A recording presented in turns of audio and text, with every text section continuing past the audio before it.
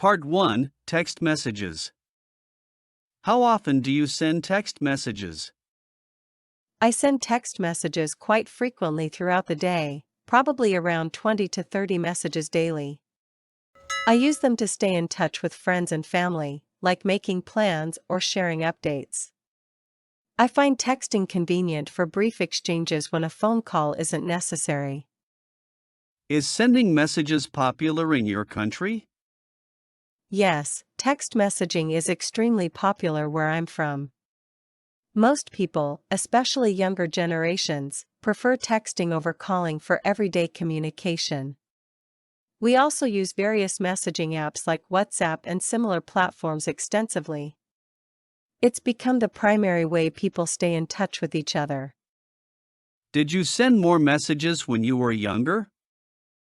Actually, I think I send more messages now than when I was younger. When I was a child, texting wasn't as common and phones weren't as accessible. As I got older and smartphones became more prevalent, my messaging habits increased significantly.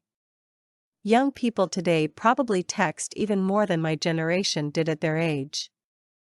Do you reply to messages as soon as you receive them? It depends on the situation. If I'm free and the message seems important or urgent, I usually reply immediately. However, if I'm busy with work or in a meeting, I might wait until I have a proper moment to respond thoughtfully. I try not to leave people waiting too long, though usually within a few hours at most.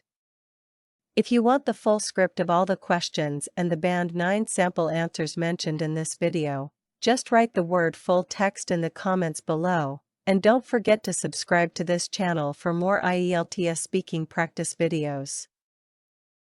Famous person you'd like to meet. Describe a famous person you'd like to meet. You should say who this person is, where you'd like to meet this person, how you know this person, why you'd like to meet this person. I'd like to share with you one of the most influential figures I've ever come across, Angelina Jolie.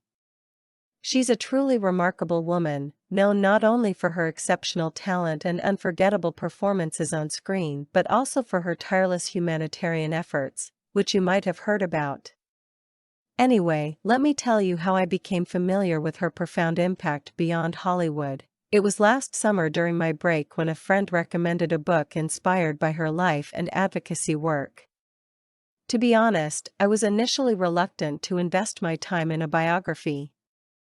I've never been particularly drawn to biographies, especially those centered around celebrities, as I often assumed they focused more on fame than substance.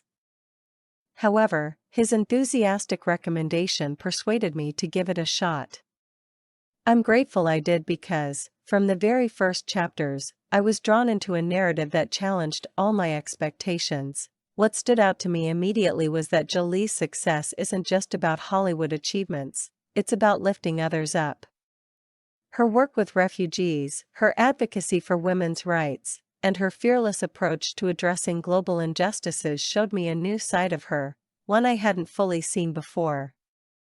To my surprise, the more I read, the more inspired I became. What truly sets Jolie apart is her character.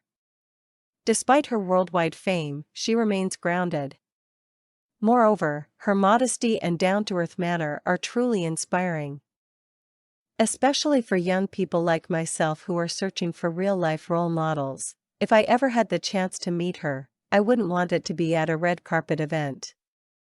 I'd hope to cross paths with her in a refugee camp where she's actively working, somewhere that reflects her commitment to service, because I'd want to witness her impact firsthand and express my appreciation for how deeply her actions have influenced my perspective on compassion and responsibility.